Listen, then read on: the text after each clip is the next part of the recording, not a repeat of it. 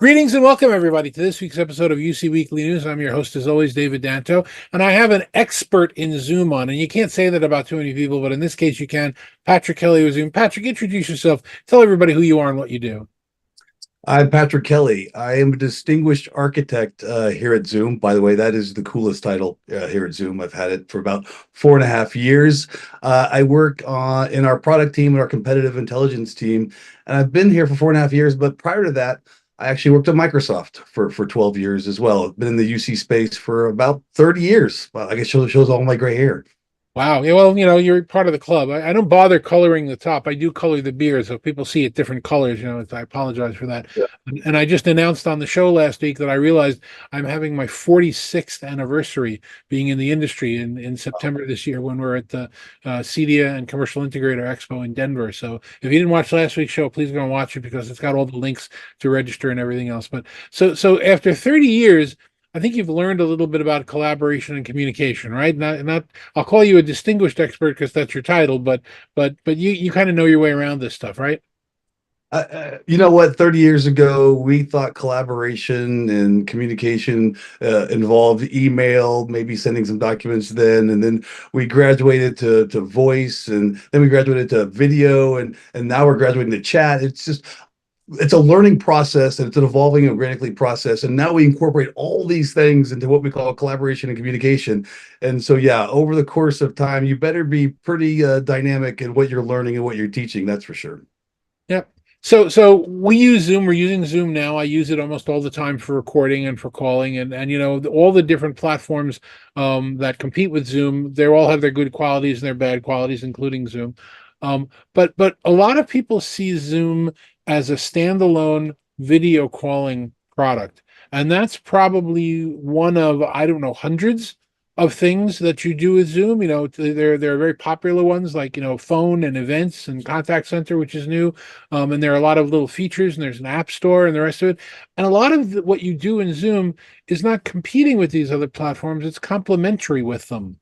So can you give us a little bit of an example about, how people might want to change their view of what Zoom is as opposed to just, calling grandma or attending a church service? When I first started at Zoom, they gave us a bunch of Zoom swag, right? It was about 5 years ago, and I would wear my Zoom shirt to the grocery store, and Grandma and Billy from second grade was like, "Oh my God, I love your Zoom meetings." I'm like, I was very proud. I'm like, I'm glad you love those Zoom meetings. They're fantastic.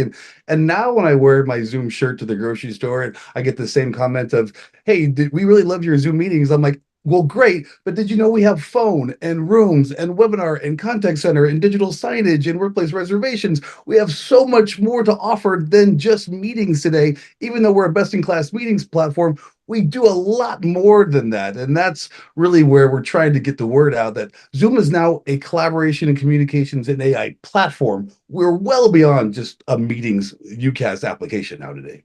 Yeah, and it was interesting. Obviously Zoom went through the roof in terms of the pandemic, in terms of valuation and knowledge and everything. And then when we finally got in stages of the pandemic, a lot of people reported how Zoom was down, how the stock was down, how usage was down. They weren't paying attention. That was all the free people that were just using it during the pandemic. The other part, the corporate users, the business users, that has continued to rise, and that's where you make your money, obviously.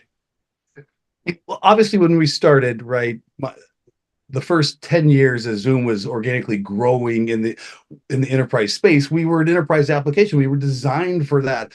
But then the pandemic hit, and this enterprise application turned into a consumer application, and Right. everyone knew it for that reason. And that's great. Well, of course, we love our consumer models, but we've continued to try to grow in the enterprise space. And that's really where we're putting a lot of our innovation and our platform growth. And so, yes, absolutely correct is that we are a enterprise platform, and we're designed to do that. But we're so easy to use. Just again, Grandma and Billy from second grade just organically went to Zoom because of the simplicity. All right, so I'm a nutcase when it comes to this, and I assume you are as well, because I've got people pinging me on Microsoft Teams and on Google Chat and on LinkedIn and on Zoom Chat. By the way, Zoom Chat is awesome. I don't understand why people don't use it. I've got 2 or 3 groups on Zoom Chat. It's really amazing, and I use it purposely because I know that it's not as popular as some of the other chat platforms. So when I get a message, I go to look at it. But anyway, so I interoperate relatively easily. And you know what? When I'm talking to somebody, when I'm chatting with them on Microsoft Teams, and I want to escalate to a video call, I press the button. You Sure. know, you know, it's probably not. And again, I don't want to throw stones at anybody, but the quality is not as good as the quality that I record on Zoom. Not that it matters to anybody when you're just chatting with a friend. If you're Yeah. pitching to a customer or if you're recording like a webinar, yeah, I wouldn't be able to use a Microsoft recording unless I upgrade it through Handbrake or something like that, and I don't have to do that with Zoom. But there are ways of incorporating the Zoom tools to a Microsoft user. And I'd love you to give us a couple of examples of that because I know you spoke about that recently, and it's an important message that you not don't have to be in just one or the other. You can be in both. I think people, when they view Zoom, they see it in a different lens than I'm trying to enable users to see it, or corporations and customers to see it. Is because, let's be honest, the biggest IT ecosystem in the world is Microsoft. They're the $3.2 trillion gorilla in this space. Certainly, they have Teams as a collaboration and communications platform within that. But think about all the breadth of portfolio that Microsoft has, right? From Active Directory all the way to Xbox, and they have file repositories with SharePoint and OneDrive. They have email with Exchange. They have productivity tools with Office 365. They have CRM with Dynamics 365. The point is that of course we can certainly work inside the lens of Teams if we truly want that. But all the other areas of innovation that we really coexist and integrated from the Microsoft world is really the point we're trying to make. It's not, we're not trying to replace Microsoft. That's not what we do. All the things I just talked about, Zoom doesn't do all that stuff. We are a collaboration communications platform, and we have to fit into that Microsoft ecosystem, right? And users that still need to create Word documents or Excel documents, what we've done is we've actually part of now what Microsoft calls the Microsoft Document Development Program. We're the only partner in that space. Bringing in Office 365 productivity suite inside of Zoom is a possibility now. I don't have to leave Zoom to create an Excel document. I can literally create that from Zoom. I can then share that with team chat, with channels and individual users. I can then store that document in SharePoint or OneDrive. Again, expanding the reach of Zoom into a Microsoft ecosystem is just really one of the few examples that we could do there. Where do you expect, or where do you suggest that people go if they really want to get better at understanding how to use Zoom in a Microsoft environment, or how to use Microsoft within the Zoom environment? Yeah, it goes both ways, right? Is certainly Zoom can fit into a Microsoft environment, but what about those Microsoft tools coming into Zoom as well? It's a two-way developer ecosystem, right? So we actually last year we announced that we're bringing in the Outlook client inside of Zoom. And think about that workflow. Is I'm in Zoom and I want to just read what's in my inbox or reply to an email or forward an email. In the past, I would have to leave Zoom to go to Outlook to do that. But what if you didn't? What if you can literally bring the Outlook client into Zoom, and now all those menial email tasks that you do throughout the day, you can do from the Zoom client, increasing productivity, decreasing context switching, and increasing application affinity. So selfishly, if you want to learn more about it, I selfishly have a tattooed nerd channel on YouTube where I literally go into this probably every week on how you can really utilize Microsoft and Zoom together, not separately. All right, so you'll give me the URL for the Tattooed Nerd channel on YouTube, so people should subscribe, and I'll put it on the screen over here as soon as we're done editing it. And I will avoid the subject of the ink and the that part of your career. You can see from that on YouTube, but I will ask you about the book you just recently wrote, which again takes a lot of this knowledge base and explains it to people how to use Zoom. Can you want to tell people a little bit about it? Your cookbook? Great question. Thank you, David. I was approached by Pact Publishing last year, and they had done some research and they had seen that there was no real, basically, a book or text on how to use these simple fundamental features and modalities inside of Zoom. Of course, obviously, there's a YouTube channel on something how to do it, or maybe there's even a white paper on Zoom on how to do it. But what about the average user or knowledge worker, information worker that wants to use Zoom beyond meetings, right? Certainly, everyone kind of knows how to use Zoom from a meetings perspective. But what about Zoom's team chat solution? What about Zoom's AI companion solution? What about Zoom webinars or advanced features? There was really no complete scope on how to do that. And so they approached me to say, hey, can you write this, what they call the ultimate Zoom cookbook? And what it is hundreds of different recipes on how to use these really cool features inside of Zoom beyond meetings to really make your life easier and take away those simple mundane tasks that you took advantage of and utilize that inside of one book. Is it available now? It is. It's available on Amazon and both hard text. If you can actually imagine, people still buy real books anymore. That it's available there, as well as a Kindle version as well. Okay, that's terrific. So tell us a little bit about the features that people might not understand that you went into in the book. I mean, I guess the most important thing in the hype du jour is about AI and generative AI, and I know that Zoom has added a different flavor of AI to the Zoom tool than some of the others using. First of all, correct me if I'm wrong on any of these things, but it's aggregated, right? It's not just using one AI engine; it's using multiple engines, and it's also free. I mean, if you're paying for the Zoom service as a paying customer, there is no additional per month charge to access these AI features. Are both of those correct? Yeah, that's both correct in that Zoom took a different tactic than everyone else, really, Google and Microsoft and Cisco, in that we wanted to democratize AI. We wanted to be able to give AI to every single user as part of our platform and our strategy. And so what we did was we included every part of AI Companion inside of every paid Zoom license. So it comes with your Zoom license. And then we took a different approach too on our modeling our LLM or our large language models, is that like a lot of the other companies, they developed either their own or they partnered with an open AI or Anthropic. But what about taking advantage of all those models? Because all those models have advantages and disadvantages. What if we can bring all those models inside of our umbrella? And of course, we have a Zoom LLM, but what about Anthropic? What about OpenAI? And then using those models to their advantage depending on the workflow. So that's what Zoom did differently than everyone else. And it's really paying off. That way we can democratize AI for every single user.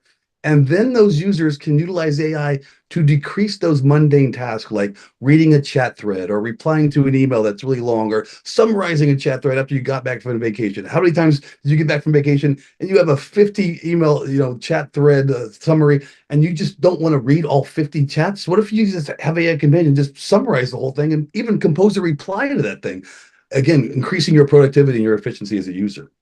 So you mentioned I want to try and give use cases so that people really understand it because you hear AI and some people's brain just turn off.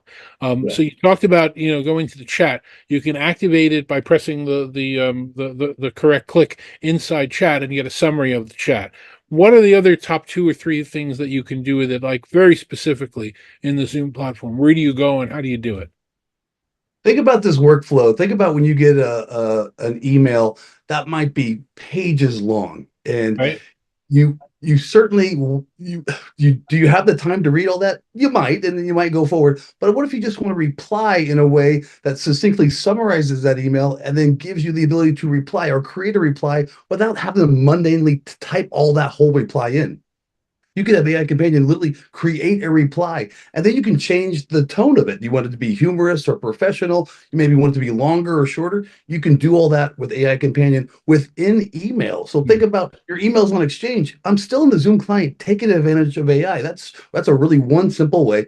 Another great way that I use it all the time is creating whiteboards. I think the hardest part for me is when I see a blank whiteboard, I don't even know where to begin to start drawing a whiteboard. What if I could just ask AI Companion, hey, I want to create a whiteboard on the top 10 presentation skills. I could spend 13, 15, 20 minutes creating that, or AI Companion could literally just do that on the fly and create that whiteboard in seconds. And then I could, obviously modify it and change it as I see fit to fit my workflow. But now I've just saved myself 10, 15 minutes. Okay.